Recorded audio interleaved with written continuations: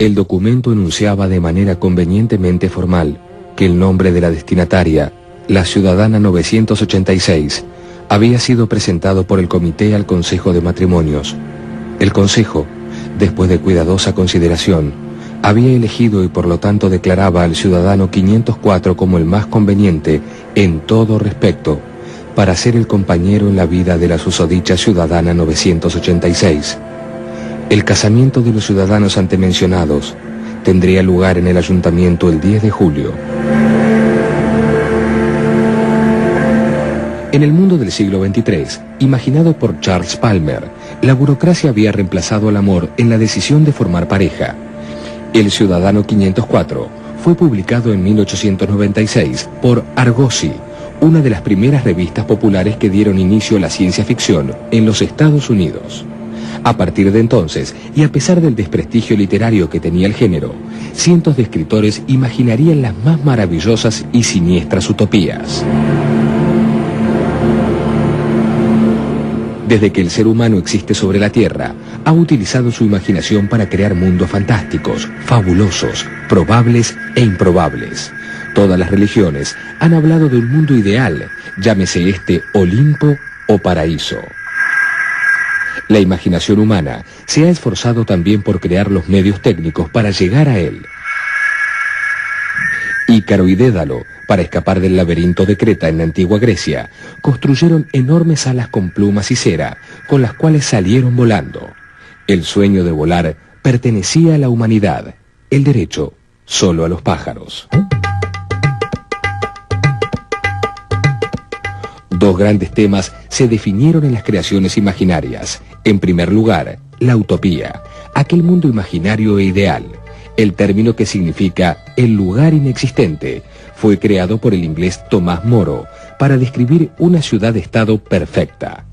Cuando Moro escribió su libro en 1515, hacía poco tiempo que un nuevo continente había sido descubierto a los ojos de Europa, y precisamente en América situaba Moro su ciudad ideal.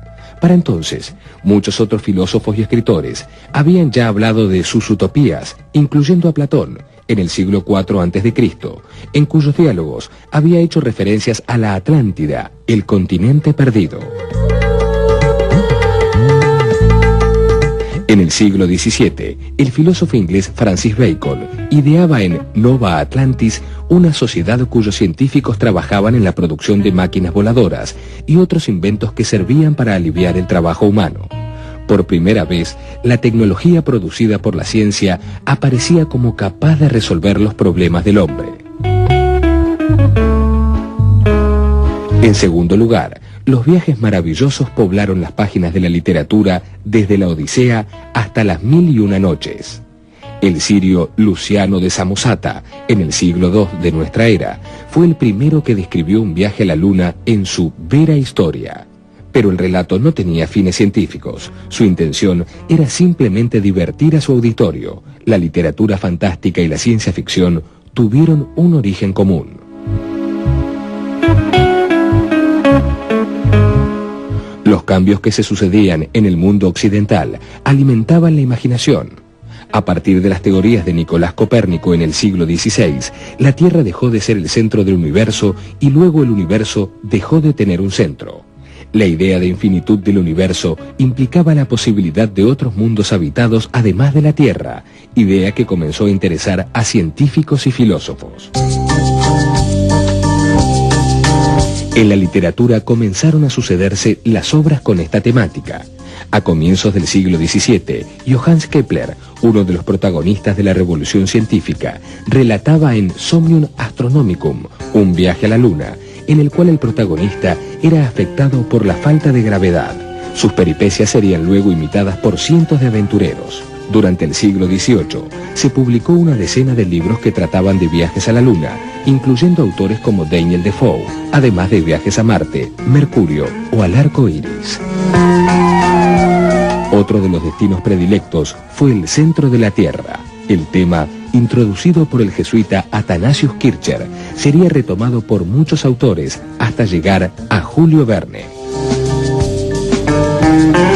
En muchos casos, además de desafiar a la imaginación inventando ingeniosas máquinas, los viajes a otros mundos sirvieron para criticar las costumbres o la política de una sociedad que de otra forma no se hubiera podido hacer. Es el caso de Cyrano de Bergerac, en el siglo XVII, con su viaje a la Luna relatado en El otro mundo, los estados e imperios de la Luna. Esto se convertirá en un rasgo típico de muchas obras de ciencia ficción, lo mismo que la intención de utilizarla con fines didácticos o moralizantes. Fue en el siglo XVIII cuando la ilustración y las ciencias tomaron fuerza y los cuentos fantásticos empezaron a tener una base científica. Con los viajes de Gulliver, escrito en 1726 por Jonathan Swift, se unieron la utopía y el viaje extraordinario bajo la forma de la utopía satírica. En uno de los viajes, Gulliver llega a un país gobernado por caballos pensantes, mientras los hombres son usados como bestia de carga. Algo semejante sucede con el Micrómegas de Voltaire. El concepto moderno del ser humano como amo de la naturaleza, sustentado por la ciencia positivista, comenzaba a ser cuestionado. Por otro lado, el hombre no podía dominar todo sobre la Tierra. La revolución industrial y el avance de la tecnología habían permitido la creación de los autómatas de salón, como los de Vaucanson, máquinas que podían prescindir de la ayuda humana para funcionar, aunque no tuvieran una utilidad concreta.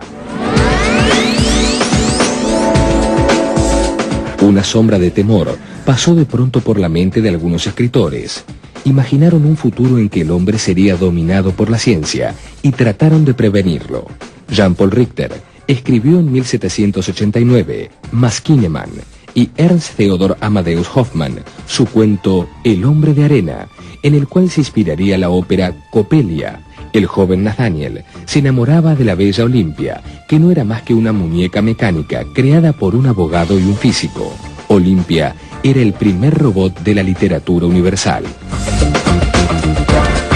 El autómata volverá a aparecer en numerosos relatos y alcanzará su culminación en Frankenstein, el moderno Prometeo, escrita en 1817 por Mary Shelley. En él, un científico lograba dar vida a un hombre artificial, realizado con miembros de cadáveres. La tragedia del monstruo servirá para el desarrollo de toda una literatura terrorífica. El siglo XIX fue el siglo de los grandes cambios para el hombre moderno.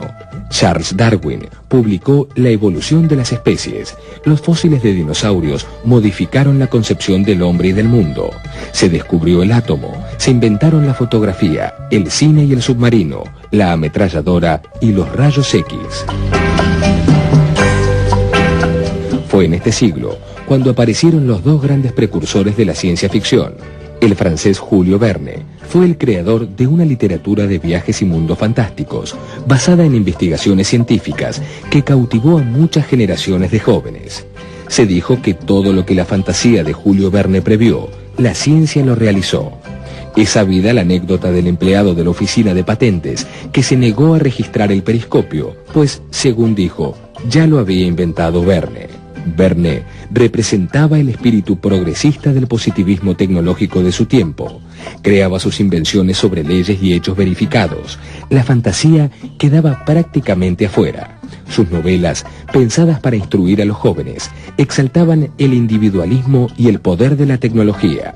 Los héroes eran seres solitarios e incorruptibles, cuyas armas eran la física, la química y la ingeniería. Al preguntársele qué opinaba de las obras del escritor inglés Herbert George Wells, en las cuales se usaba la antigravedad para los viajes espaciales, Verne respondió: yo aplico la ciencia, él inventa. Wells, a diferencia de Verne, solo acertó algunas pocas de sus predicciones. A pesar de ello, La máquina del tiempo, publicada en 1895, ha sido considerada por muchos historiadores como la primera obra de la ciencia ficción. Wells concibió allí una forma novedosa de transitar por la dimensión temporal por medio de una máquina del tiempo. Coherente con la visión socialista y apocalíptica de su autor, el protagonista viajaba al futuro, pero se encontraba con la Tierra y la especie humana cada vez más destruidas. En 1898, Wells publicó su obra más importante, La Guerra de los Mundos, en la cual el continente europeo era invadido y colonizado por seres extraterrestres. Los gases tóxicos y el desplazamiento de refugiados anticipaban en 16 años los sucesos de la Primera Guerra Mundial y daban origen a una ciencia ficción monstruosa y sórdida.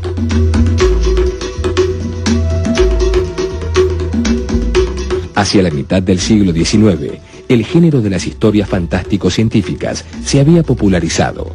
En los libros existían utopías sociales y tecnológicas, viajes extraordinarios y autómatas. Numerosos autores se interesaron por este tipo de historias e incursionaron en ellas, desde Alejandro Dumas y Arthur Conan Doyle hasta Edgar Allan Poe o Mark Twain. Pero el desarrollo de estos cuentos se había dado fundamentalmente en Europa. A comienzos del siglo XX no había, en Estados Unidos, autores ni revistas dedicados al tema. Apenas si se veían las dime novels o novelas de 10 centavos, publicaciones populares de mala calidad que solían incluir de vez en cuando algún cuento de ciencia ficción. Poco después aparecieron las pulps, revistas que se imprimían en un papel de pésima calidad, fabricado con pulpa de madera, que pronto se volvía amarillo y se destruía, pero que era muy económico. Los primeros pulps que dieron lugar a las obras de ciencia ficción científica, denominadas por su editor Historias Diferentes, fueron las de la editorial Munsey, Argosy, All Story y Scrapbook. La calidad de los relatos era variable, pero algunos se hicieron clásicos, como las aventuras interplanetarias escritas por Edgar Rice Burroughs, el creador de Tarzán, que carecían por completo de rigor científico.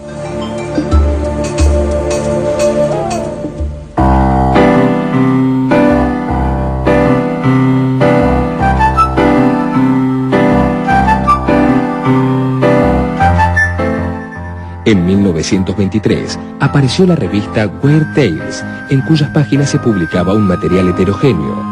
Tras una etapa de colores chillones, se editaban sádicos relatos de necrofilia junto a los cuentos que harían famoso a Howard Phillips Lovecraft. Aunque su obra no perteneciera estrictamente al género, en torno a él se creó un círculo de escritores de ciencia ficción que retomaron algunas de sus ideas, como la existencia de la vida inteligente previa a la aparición del hombre sobre la Tierra. En un intento estadounidense por imitar la literatura científica europea, Hugo Gernsback fundó la primera revista dedicada exclusivamente a la ciencia ficción y le dio el nombre al género. La Amazing Stories apareció en 1926. Gernsback entendía por ciencia ficción un relato entretenido que conjugara hechos científicos con una visión profética. No se trataba de la primera revista del género. 10 años antes, el sueco Otto Witt había publicado su revista Hugin. También en Alemania, Inglaterra, Francia y la Unión Soviética existía este tipo de publicaciones. Gernsback fue considerado por los lectores como el impulsor de la ciencia ficción, pero pronto dejó de lado las fantasías y se concentró en los componentes tecnológicos. Orientó sus obras de reducida calidad literaria hacia el cientificismo. El surgimiento del género respondía a un tipo de sociedad, la sociedad de masas norteamericana de principios del siglo XX. A partir de entonces, la ciencia ficción siguió el camino de la industria cultural, destinada a las masas populares y despreciada por las élites intelectuales. Desde el mundo literario, se la veía como una distracción pasatista. Al no contar con el apoyo de los círculos literarios, los aficionados tendrían un importante papel en la consolidación del género mediante el correo de lectores y la organización de convenciones. Lo que más gustaba al público masivo era la space opera, la historia de guerras intergalácticas, con armas apocalípticas, romances e intriga, llamada así por su semejanza con el radioteatro o soap opera, y cuyos maestros fueron el Dr. Edward Smith y Jack Williamson, apodado el Destructor del Mundo, por sus batallas apocalípticas. Había nacido el género de la ciencia ficción y lentamente se definían sus códigos y reglas clásicas. Poco a poco, el género se fue expandiendo en los Estados Unidos, Para 1941 se publicaban 18 revistas, de las cuales Astounding Science Fiction y Unknown tenían una calidad literaria superior a todo lo anterior. El crecimiento comercial se debía en gran parte a la obra del ingeniero John Campbell, director de Astounding, desde 1939, bajo cuya influencia la ciencia ficción se despegó del cientificismo, regresó a las tradiciones utópicas e ingresó en un período de gran esplendor. Luego de las bombas atómicas de Hiroshima y Nagasaki, el mundo no volvió a ser el mismo de antes. Las predicciones más nefastas de la literatura se habían convertido en realidad. La ciencia ficción se volvió nuevamente hacia la denuncia de un mundo deshumanizado y gobernado por la tecnología. En Inglaterra, Aldous Huxley con Un Mundo Feliz y George Orwell con 1984 desarrollaron sus utopías negativas y apocalípticas en que describían esas sociedades de individuos numerados y adoctrinados, sometidos a la tiranía de la ciencia y la política. En los Estados Unidos, superada la crisis económica de la posguerra, hacia 1950, se produjo un nuevo crecimiento de la industria de la ciencia ficción. Las revistas norteamericanas Galaxy y The Magazine of Fantasy and Science Fiction iniciaron una nueva etapa. El género comenzó a ser mejor visto en Europa y los intelectuales comenzaron a reparar en él.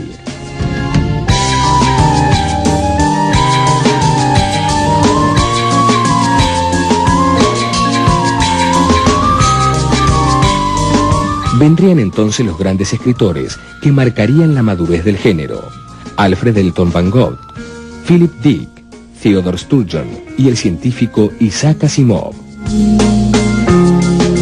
Ray Bradbury es el ejemplo del escritor dedicado a la ciencia ficción, comprometido y crítico del American Way of Life. Denunciaba el armamentismo y el racismo, como puede verse en sus obras Fahrenheit 451 o Crónicas Marcianas. Con un estilo sencillo y accesible, fue el primero en trascender su medio original y llegar al reconocimiento masivo. A partir de los años 60, se afianzó la ciencia ficción de autor y surgieron escritores exclusivos del género en todo el mundo. Entre ellos, se encuentra el inglés James Ballard, que con un estilo propio derivó en las catástrofes ecológicas como El Mundo Sumergido. Úrsula Le Guin, autora de obras de gran humanismo como La mano izquierda de la oscuridad. Quizás sea el polaco Stanislaw Lem, con su estilo satírico, el autor más imaginativo del género. En la Unión Soviética, la ciencia ficción había sido prácticamente prohibida por José Stalin. A pesar de ello, continuó siendo un refugio de algunos disconformes con el régimen que lograron burlarlo con ingeniosos recursos. Con el fin del estalinismo, la ciencia ficción soviética resurgió, fundamentalmente de la mano de los hermanos Boris y Arkady Strugatsky, en muchas de cuyas obras tratan del totalitarismo, la ingenuidad revolucionaria y la manipulación de las conciencias por distintos regímenes. Pasada la segunda mitad del siglo XX, la ciencia ficción había atravesado las fronteras de lo imaginable, se había expandido por todo el planeta Tierra y contaba con revistas y escuelas en Australia, Latinoamérica, China o Japón. Desde El viaje a la luna, filmado en 1903 por el francés Georges Méliès, el género de la ciencia ficción se convirtió en favorito de los cineastas de todo el mundo, que adaptaron las novelas a la pantalla. Uno de sus temas predilectos fue la creación de monstruos alienígenas, lo que impulsó el surgimiento de un género conocido como cine de terror. Hacia la década de 1920, el movimiento expresionista alemán produjo en el cine algunas obras basadas en relatos de ciencia ficción, como Metrópolis de Fritz Lang, en la que se describía una sociedad robótica controlada por un poder industrial, en la que los trabajadores eran tratados como esclavos. En los Estados Unidos, la industria cinematográfica se asoció rápidamente con el nuevo género, y así surgieron películas como Frankenstein, King Kong o El hombre invisible. Tras la Segunda Guerra Mundial, el cine se volvió apocalíptico. Los extraterrestres hicieron su aparición en películas como Ultimátum a la Tierra, en la que los robots llegan a la Tierra para hacer desistir a los humanos del uso de las armas nucleares. En Invasores de Marte o La Guerra de los Mundos, de Roger Corman, las invasiones extraterrestres fueron reemplazadas por las mutaciones atómicas de animales y hombres, como sucede en Tarántula, de 1955, o en La Mosca, de 1958. A partir de 1960, aparecieron los grandes éxitos como El planeta de los simios y las grandes películas de aventuras espaciales, muchas de las cuales se trasladarían luego a la televisión en forma de series. En 1938, Orson Welles transmitió una versión radiofónica de La Guerra de los Mundos, de Welles, como si se tratara de una invasión extraterrestre real. Los marcianos habían aterrizado y marchaban sobre Nueva York, provistos del rayo de la muerte. Hubo pánico entre los oyentes, algunos dejaron la ciudad, mientras que otros quisieron alistarse para combatirlos. No fue el único caso en que realidad y ficción se confundieron. En marzo de 1944, cuando el Proyecto Manhattan, donde se fabricaba la bomba atómica, era un secreto de Estado, la revista Stunning publicó Deadline, un cuento de Cliff Cartmill, que trataba de una guerra imaginaria entre dos grandes potencias. Allí, un norteamericano inventaba una bomba atómica, de la cual se daban numerosos detalles técnicos.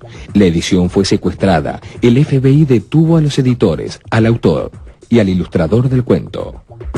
Otros cruces entre realidad y ficción lo constituyen las anticipaciones de la literatura que finalmente se concretaron, como los viajes a la luna, los robots, la energía láser, la energía atómica y la clonación genética. En 1833, John McNee anticipó en The Dayotas las autopistas urbanas. Wells anticipó el tanque de guerra en 1903, el radar, mientras que en 1946 Arthur Clarke describió una red de satélites estacionarios que transmitían a la Tierra la televisión y el cine. A veces, estas anticipaciones eran advertencias frente a una sociedad que se encaminaba hacia el fin. Es el caso del Talón de Hierro, escrito en 1907 por Jack London, donde preanunciaba el fascismo. Quizás la más siniestra de las predicciones fue la del irlandés Martin Schill, que en 1896 escribió un cuento titulado Los SS. Trataba de una secta llamada Sociedad de Esparta, que en nombre de la pureza racial asesinaba a miles de personas pertenecientes a los pueblos inferiores y luego las incineraba. Se ha dicho que la realidad supera la ficción. Luego de tantos años de fantasías científicas y teniendo en cuenta la velocidad con que suceden los cambios en el mundo actual, cabe preguntarse si llegará un día en que la ciencia ficción se vuelva inútil. El último paso evolutivo en la literatura de ciencia ficción está relacionado con la tecnología cibernética. El subgénero cyberpunk surgió en la década de 1980, alrededor de la novela Neuromante de William Gibson, y se basa en la relación del hombre con un mundo dominado por la informática y los medios de comunicación masivos. La vida continúa cambiando y la tecnología sigue avanzando. La ciencia ficción será necesaria entonces para plantearse nuevas preguntas y respuestas y fundamentalmente nuevas utopías de acuerdo a las necesidades de la imaginación humana.